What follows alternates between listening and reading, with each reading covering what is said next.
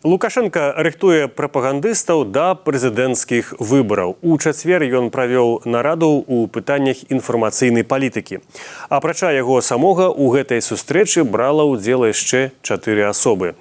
Дэталі практычна невядомыя, таму што гэтая нарада была зачыненая, але тое-сёе пра атмасферу і напрамак усё ж такі прасачылася. Пра гэта мы сёння і пагаворым.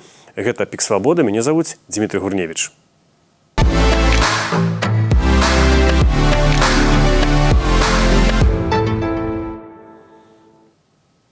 А мои сённяшнія госці – гэта Надзея Белахвосцік, галоўны рэдактар Media IQ, гэта беларускі праект пра медыяпісьменнасць. Прывітанне, Надзея. Вітаю.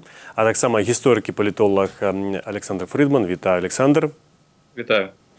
Надзея, спачатку да вас, вы па медыяпісьменнасці. Там былі 4 асобы, я просто назову хто. Гэта Владзімір Пярцоў, былы міністр інфармацыі, зараз ён намеснік кіраўніка адміністрацыі Лукашэнкі. Гэта быў цяперашні міністр Маркаў, і гэта былі эйсманты Наталья і Іван, адзін кіраўнік белтэлерадыёкампаніі, а Наталья гэта прэс-сакратарка Лукашэнка. Ён назваў іх мастадонтамі.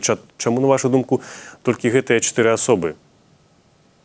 Ну, напэўна, яму дастаткова, каб неяк каардынаваць сваю працу ідэалагічную, прапагандысцкую, дастаткова гэтых асоб, бо яны вырашаюць так, што будзе з'яўляцца ў дзяржаўных медыа, на каналах, і ўжо далей там гэтай сістэма ідзе там ніжэй.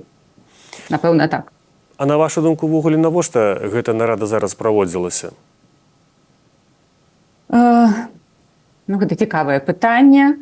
Ну, напэўна, каб, па-першае, паказаць, што мы клапоцімся пра гэта, мы ўсё трымаем руку на пульсе, мы каардынуемся, мы узмацняем сваю працу ўздзеяння, таму што мы і так ведаем, што яны заўсёды працавалі зладжана у тых самых наратывах, але зараз гэта будзе яшчэ і неяк фармальна аб'яднана ў нейкім гэтым канале.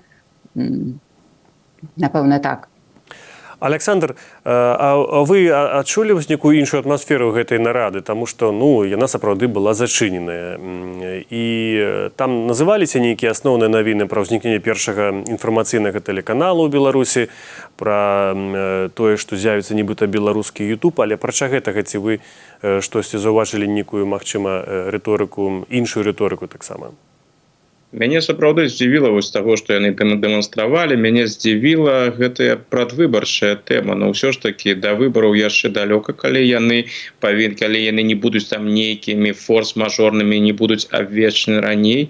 І мяне зацікавіў гэты момант, дзе Лукашенко разважаў пра тое, як яго паказваюць у медыях. Прыклад, у дзяржаўных медыях. Прыкладна так, вось не дрэнна, станоўча. Калі вось гэты мяккі культ асобы, які прасоўваецца, асабліва ў гэтым годзе, вось калі гэта так ацэньваецца, то толькі ўзнікае пытанне, што яшчэ магчыма. Бо калі паглядзець, дык Лукашенко гэта года, гэты чалавек, які ўсё зрабіў, незалежнасць Беларусі, гэта яго дасягненне. І гэтыя 30 гадоў, які ён стаіць на чале Беларусі, гэта эпоха поспехаў. То бок гэта ідзе ў напрамку культа асобы. Дарэчы, што тычыцца вось менавіта таго, чаму гэтая нарада адбылася менавіта учора, у мяне ёсць свая гіпотэза. Я б гэта звязаў з тым, што скончаны пэўны прапагандысцкі цыкл. Сёння Лукашенку спаўняецца 30-70 гадоў, і вось 30-годдзе знаходжання на прэзідэнцкай пасадзе і 70-годдзе асабістае Лукашэнкі, гэта такі перыяд, калі падводзіліся пэўныя вынікі, калі трэба было дэманстраваць, чаго дасягнуў Лукашенко. І вось менавіта ён, напэўна, і сабраў іх для таго, каб абмеркаваць з імі, ці справіліся яны з гэтай задачай. Так, я, дарэчы, дадам, што там Лукашенко, дакладней не Лукашенко, а Марта і Пярцоў, яны казалі пра тое, што вось вельмі важна пра новыя праекты тэлевізійныя пагаварыць, і гэта падсумаванне 30-годдзя незалежнасці Беларусі, бо яны лічаць 30-годдзя ад моманту, калі Лукашенко быў абраны прэзідэнтам. Надзея, там таксама гаворка шла пра, як я ўжо казаў, пра гэты беларускі YouTube, але таксама першы інфармацыйны тэлеканал, который 17 верасня у так званы дзень народнага адзінства... 12-го. В 12-го YouTube пачнецца, а канал пачнецца 17-го. 17-го. Скажыце, вот навошта, на вашу думку, патрэбны чарговы тэлевізійны каналы? Ну, у іх ёсць 5 тэлеканалаў беларускай тэлевізіі БТ, у іх ёсць там СТВ, АНТ, ёсць усе гэтыя радыёстанцыі дзяржаўныя, іншыя, яны таксама падпарадковваюцца навіновая палітыка Міністэрства інфармацыі. Ну, фактычна, яны ўсё кантралююць, і чарговы канал зараз. Ну, может, тому, что яны не могуць людзей загнаць у все гэтыя каналы, а тут будзе хаця б адзіны, дзе можна, ну вот, вы глядзіце гэта, і дастаткова хаця б вы гэты глядзелі, і там уже будзе для вас усё. Можа, там будуць нейкія іншыя лічбы. А так яны размазалі аўдыторыю па ўсіх каналах, якія, ну, з Беларусі мы ведаем лічбы, ну, гэта трансляцыя гэтых каналаў на YouTube дзяржаўных, так, і мы ведаем, што яны па праглядах яны на першых старонках, на першых пазіцыях, так? Але доля вот, менавіта беларускай аўдыторыі у них ну, просто катастрафічна малая. Так? Там у АТН, напрыклад, там менш за 13% толькі. Там, у ОНТ 27%, там 28 амаль, так, у Белта асобна свой канал мае там 11, менш, чым 11%. Вот, так, можа, в гэтым канале, да, можа, на гэтым канале, ну, ім удасца нейкія лічбы такія, менавіта беларусаў больш атрымаць вялікія. Бо я таксама, вы згадалі пра гэту аўдыторыю, это цікавае пытанне, таму што там нават па каментарах у гэтых каналах бачна, гэта ўжо такая вузкамедыйная, канешне, зараз размова пойдзе, што там большасць каментароў, гэта сотні або тысяча, гэта пішуць расейцы, бо яны ўжываюць слова Беларусія, там віншуюць беларусаў, што іх ёсць бацька. Это таксама цікава, што яны выйшлі на тую аўдыторыю, але беларускай так і не захапілі. А ці ёсць нейкія ўвогуле лічбы, ці штосьці змянілася за той час, як яны, ну, все-таки, давайте будзем згодныя, яны перабудавалі за 4 гады эту медыйную палітыку, яна не была такая агрэсіўная до 20-го года. І ці што ў выніку іх атрымалася з гэтым? Ну, тое, што вот гэта мова варожасці, мова нянавісці, яна проста апанавала ўсе гэтыя каналы, гэта ўжо, ну, гэта такая канстатацыя на ўсе гэтыя 4 гады, яна не змяншаецца. А тое, што вы казалі пра каментары, пра ўсё, так гэта ўсё залежыць ад сюжэтаў, якія там сюжэты. Там все сюжэты, яны падрыхтаваны менавіта для расійскай аўдыторыі, не для беларускай. Да? Там все перамогі СВО, там нейкія там поспехи в войне в Украине российской армии и так далее. И там нейкія брыдкія rzeczy про Зеленскага, про украінцаў. Так, гэта ўсё накіравана не на нашу, не на беларускую аўдыторыю. І таму і прагляды там. Александр, вы таксама цікавіце прафесійным плане прапагандай. Як вы бачыце вось гэтую змену за апошнія некалькі гадоў прапаганды? Ці стала яна больш эфектыўнай, ці стала яна больш цікавай па змесце беларусам?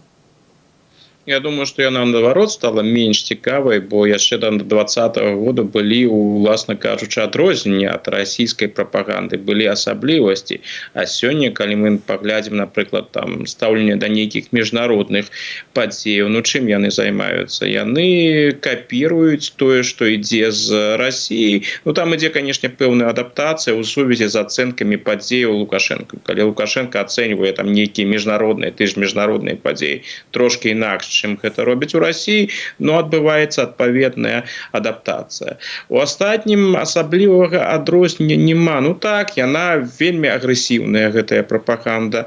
Вось. Яна робіцца яшчэ больш і больш агрэсіўнай. Ну да гэтага ўжо прызвычаіліся, нейкай крэатыўнасці, чагосьці вось такога цікавага, вось там паглядзець, там няма. Ну вось раней яшчэ там 3-4 гады быў такі вось, таму быў Азаронак. Да? Вось такога, як у Азаронка, напрыклад, не было там на тых жа сур'ёзных, больш-менш сур'ёзных расійскіх каналах. Вось такая мова, такая агрэсія, такія паводзіны. Ну а цяпер і у гэтым нічога няма надзвычайнага. Таму гэтая прапаганда, яна такую сваю цікавасць, яна для мяне асабіста яна згубіла. Што ж тычыцца яе эфектыўнасці, то мне падаецца, што ў беларускім грамадстве наадварот назіраецца дэпалітызацыя. Людзі ўсё менш і менш цікавяцца палітыкай, бо калі ісці ў палітыку, палітычныя падзеі, цікавіцца там вайной ва ўкраіне, то гэта ўсё непрыемныя навіны, ты пачынаеш разумець, у якім становішчы ты знаходзішся. Таму людзі, мне падаецца, імкнуцца гэтага інфармацыйнай прасторы па магчымасці пазбягаць. Но паколькі лукашэнкаўская дзяржава ўжо ў 2020 годзе зрабіла выбор на карысць прапагандысцкай дзяржавы, стала прапагандысцкай дзяржавай, таксама яны не могуць спыніцца. Таму яны і збіраюцца арганізаваць гэты канал. З майго пункту гледжання ён абсалютна не патрэбны, гэта марнаванне рэсурсаў. Гэта патрэбна маркаву і астатнім, яны гэта грошы, гэта дадатковае фінансаванне. Што тычыцца аўдыторыі, ну з шляхам такога канала дадаткова палітызаваць аўдыторыю, прапаноўваць ім дадатковыя палітычныя тэмы, ну я не думаю, што гэта вельмі разумны крок з пункту гледжання дзяржавы. Надзея, вось прагаворым пра... Так, ласка, дадайце. Я бы дадала. Ну так, гэтыя дзяржаўныя каналы, так, я згодна з Александром, яны, напэўна, не цікавыя там для аўдыторыі, для шырокай, гэта палітызаваная там тэматыка, так.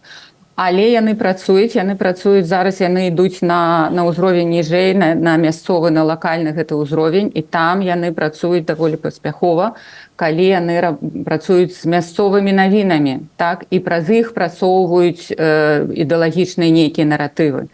Ну, гэта заўсёды гэта аксіома, гэта кожны журналіст ведае, што калі ты пішаш пра нешта, што чалавека тычыцца з яго канкрэтнага жыцця, яму гэта больш будзе цікавае, больш цікавае, ніж тое, што там увогуле пра дзяржаву ці пра свет.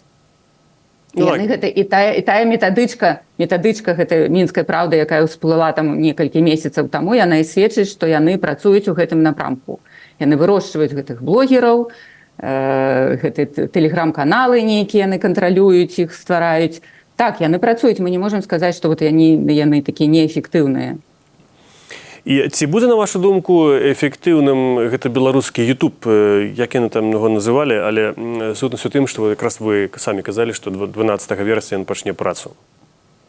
Ну, яны самі кажуць, што ён слабы, так? А Лукашенко ім сказаў, што ён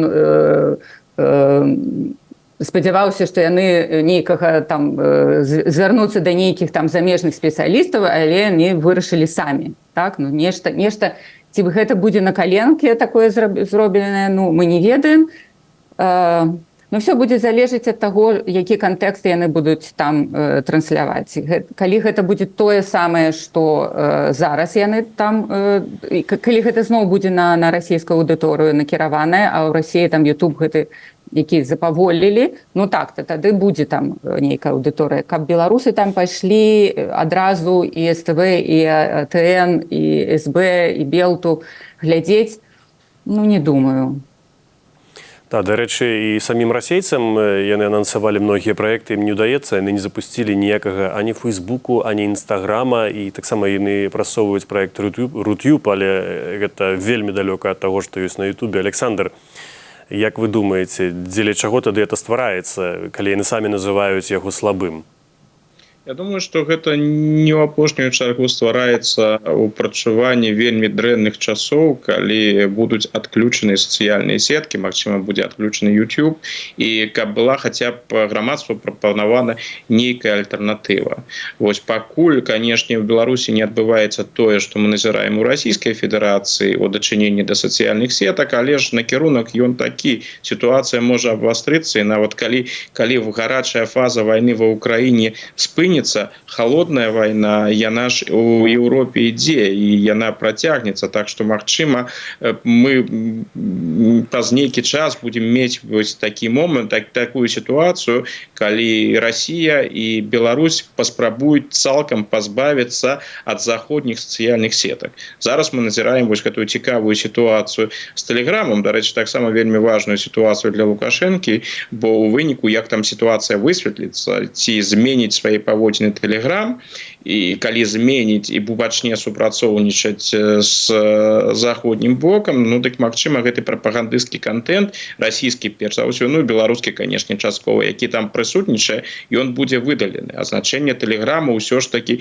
яно по-ранейшаму у беларускім кантэксце вялікае. Таму яны шукаюць і альтэрнатывы, каб можна было б людзям прапанаваць, бо жыццё без сацыяльных сетак яно магчымае ў Паўночнай Карэі, бо людзі імі там ніколі не карысталіся. У Беларусі людзі вельмі актыўна карыстаюцца рознымі сацыяльнымі сеткамі і зусім не ў палітычным кантэксце. Калі гэтага не будзе, калі ў людзей у прыватнасці не будзе там Телеграма, увогуле не будзе, альбо не будзе Ютуба, ну будзе вельмі цяжка, хаця б нейкія альтэрнатывы павінны быць.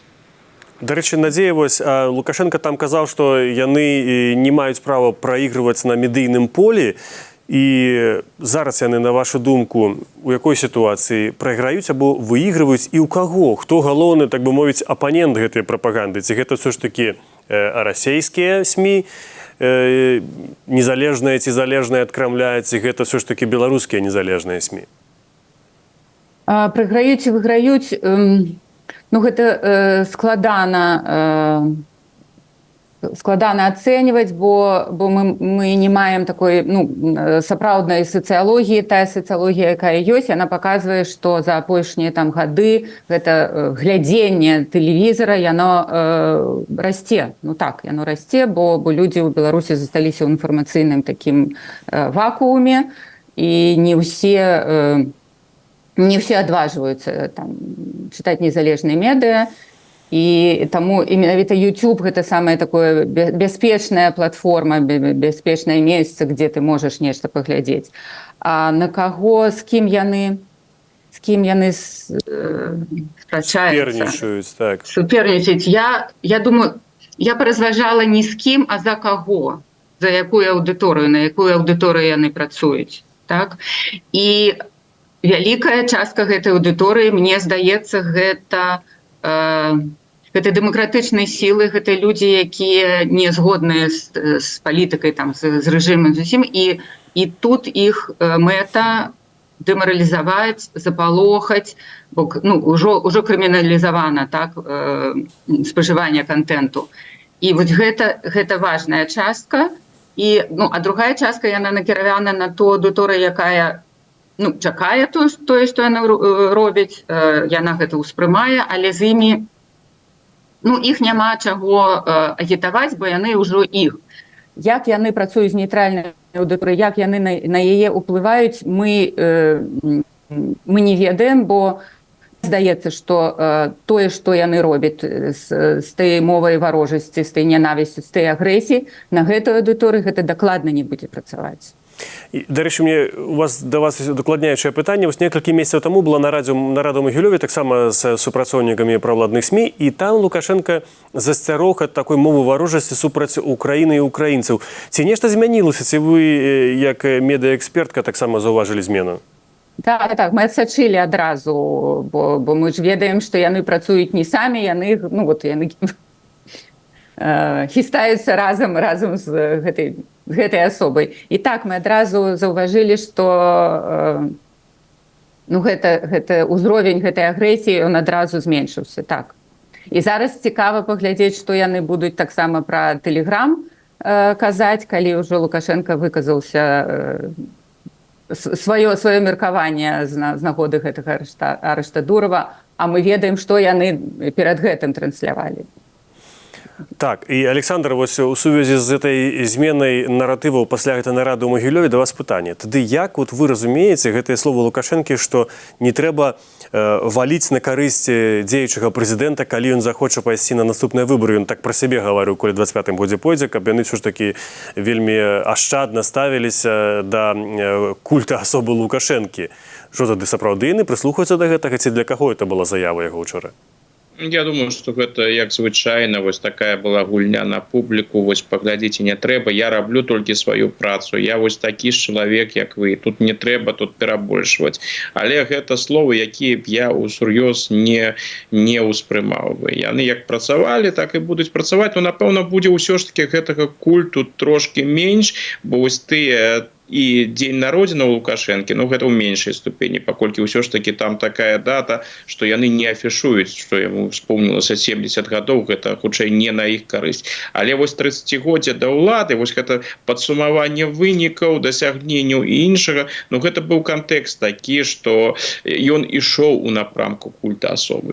Таму, напэўна, будзе трошки менш. І Лукашенко сам, ну ён жа ставіцца да гэтага культа асобы ўсё ж таки трошки інакш, чым, напрыклад, той жа Путін. У Расіі там ёсць гэтыя традыцыі, вось культ Пуціна, ён вельмі добра ўспрымаецца, ў Расіі прысутнічае. У Беларусі ўсё ж таки бачны скепсіс, ну людзі гэта не ўспрымаюць, калі там так нейкая асоба вось так вось паказваецца. Таму, напэўна, будуць паводзіць сябе трошки асцярожна. Што тычыцца ўсей гэтай прэзідэнцкай гісторыі, я думаю, што гэта тая тактыка, якую абраў Лукашенко. Для сябе ён ужо вырашыў, ён пойдзе на гэтыя выбары, і мэта ў яго, зразумела, перамагчы з дасягненнем, я думаю, недзе ў напрамку 90% плюс. Ну, як і раней гэта было, ён да апошняга не будзе гаварыць пра тое, што ён сапраўды збіраецца ісці на гэтыя выбары. Гэта будзе выглядаць прыкладна так, як ужо гэта было ў Наталі Эйсман, як яна казала. Мы будзем рабіць усё, мы будзем настойваць, каб Лукашенко пайшоў. Цяпер будзе выглядаць трошки інакш. Раней гаворка ішла пра тое, што любімую не аддаюць, цяпер будзе гаворка пра то, каб любімага не аддаваць, што вось яны ідуць да Лукашэнкі, і ён павінен у любым выпадку балатавацца, ён павінен выратаваць Беларусь. Надзей, скажите, ласка, а вось калі мы бачым чыноўнікаў, якіх мяняюць адзін на аднаго, нават з турмы дастаюць, бо іх там мала, ну, кадравы голад, сам Лукашенко кажа, што ён адчуваецца, а што у гэтых проладных СМІ? Ці удалося, ці ўдаецца ім знаходзіць нейкія новыя асобы, нейкія цікавыя павароты, каб рабіць гэтую прапаганду больш эфектыўнай? Бо недавно вы бачылі нават дачка самога Маркава, цяперашні міністр інфармацыі, з'явілася на проладным тэлеканале, і там зараз займаецца на геямі, трансгендерамі, расказвае, як страшна ўсё ў Еўропе. Ну, што мы назіраем? Што ў 20-м была, канешне, у них такая паніка, і нейкія былі такія хаатычныя рухі, нейкія з'яўляліся дзіўныя эксперты. Мы нават недавно успомнілі такога эксперта, які быў вельмі папулярны ў 20-м годзе ў нашых тэлевізіёншчыкаў, у нашых прапагандысцкіх. Такі балгарскі ветэрынар, якога прадстаўлялі як палітолага, Пламен Паскаў. Ён каментаваў усё ад ковіда да пратэстаў, так? І былі гэтыя асобы, мы рабілі нават тады матэрыялы пра гэтыя дзіўныя асобы. А зараз такіх адыозных, ужо дзіўных экспертаў, такіх постацяў ужо мы не бачым. Мы бачым, што яны неяк супакоіліся і больш разважна падыходзяць да гэтай працы. Яны нейкую моладзь падымаюць, там журфак же ж працуе. І гэта тое, што не так бачна можа быць на экранах, але нейкія там блогеры, нейкія там в тэлеграм-каналах новыя з'яўляюцца так. Падцягнулі яны экспертаў гэтых палітолагаў, яны таксама трохі спакайнейша працуюць і больш выверана можа быць. Так. І зараз у мяне апошняе пытанне да вас абодвух, яно тычыцца незалежных СМІ. Як вы думаеце, як незалежныя СМІ маюць якую перспектыву ўсёй гэтай сітуацыі, калі вы самі кажаце пра магчымасць або блакады Ютуба, або прынамсі яго запаволення ў Беларусі? Гэта не сакрэт. Пра гэта незалежныя СМІ адкрыта кажуць, што і прагляды меншыя значна, чым былі некалькі гадоў таму. І як вы, Александр, гэта бачыце? Конечно, незалежным СМІ працаваць вельмі складана. Па-першае, таму, што працаваць у краіне немагчыма, акрамя таго і супраць СМІ і супраць тых, хто глядзіць іх, ідуць рэпрэсіі. Акрамя таго, тыя журналісты і увогуле тыя людзі, якія займаюцца аналізай пальдэяў, аналітыкай, яны знаходзяцца за мяжой. І, канешне, тут натуральна з'яўляецца разрыў. Вельмі цяжка зразумець альбо каменціраваць унутрыпалітычнае жыццё, асабліва стан грамадства ў краіне, якая знаходзіцца фактычна за жалезнай заслонай. І існуе небяспека, што той контент, які ідзе з замежжа, арыентаваны на Беларусь, што ён паступова можа стаць менш цікавым альбо страціць альбо людзі, якія знаходзяцца ў Беларусі, увогуле страцяць да гэтага цікавасць. Яшчэ і потому, што можна сказаць, ну глядзіце, мы знаходзімся ў Беларусі, у нас сітуацыя не змяняецца і нам асабліва не цікава там розныя рэчы, якія вы там за мяжой распавядаеце. Гэты вопыт, ён не, уласна кажучы, не унікальны беларускі. Такія ж гісторыі мы там назіраем у розных дыктатурах. Калі паглядзець тую ж Венесуэлу, якія журналісты, якія знаходзяцца за мяжой і таксама працуюць на Венесуэлу. Такая ж сітуацыя назіраецца ўжо на працягу дзесяцігоддзяў у Іране, дзе нават ёсць свая паралельная медыйная інфраструктура з сайтамі і з чым заўгодна, якія ў Іране блакуюць. І таксама яны з гэтымі праблемамі сутыкаліся. З гэтымі праблемамі будуць сутыкацца і беларускія СМІ. І, канешне, тут важна разумець, што нягледзячы на гэтыя праблемы і цяжкасці, працу неабходна працягваць, бо па-ранейшаму ў Беларусі застаюцца людзі, якім гэта праца патрэбная, і гэтых людзей насамрэч не хапае. Надзея? У Европе ситуация беларускага медыасектара незалежнага, яна абсолютно унікальная, тому што гэты сектор захаваўся, нягледзячы на ўсе рэпрэсіі, яны працуюць. Гэта рэдакцыя, гэта журналісты, якія працуюць па стандартах журналістыкі, тому яны цікавыя аўдыторыі, яны выхадзілі ў гэты так званы экзайл ўжо з дам сваёй аўдыторыі напрацаваным за апошнія 20-30 гадоў, таму яны захоўваюць аўдыторыю. Яны працуюць, канешне, цяжка, канешне, там падаюць прагляды, канешне, ўсё гэта аб'ектыўна, але аўдыторыю, гэта ядро яны захоўваюць, і тыя самыя лічбы, якія я прыводзіла там прагляды беларускай аўдыторыі там дзяржаўных медыа, калі ў них там 8, 10, 12%, то у незалежных медыа усіх это больш за 50% адсоткаў аўдыторыі з Беларусі. Гэта я кажу пра YouTube. Гэта практычна усе медыа, гэта і наша Ніва, і Маланка, і Белсат, і Рэформ, і Еўрарадыё. Все гэта сведчыць аб тым, што людзям яны патрэбныя. Наш YouTube трохі ў лепшым стане, у лепшых умовах параўнанні з расійскім, бо там, наколькі я ведаю, гэтыя серверы, яны у Еўропе, не ў Расіі, бо, напрыклад, ад расійскага YouTube, ад расійскай адміністрацыі залежыць, напрыклад, YouTube там Казахстана, ўсіх гэтых азіяцкіх краін, і там можна таксама так вот вылучыць, адключыць яго. У нас трохі лепей гэтая сітуацыя, таму не так хутка, спадзяемся, гэта адбудзецца.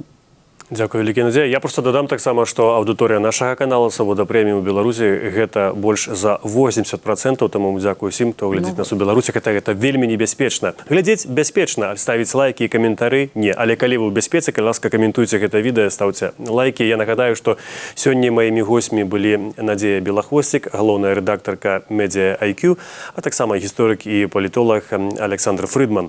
А для вас у празе працаваў я, Дмітрый Гурневіч. Дзякуй за тое, што былі разам з намі. Бывайце і заставайцеся са свабодай.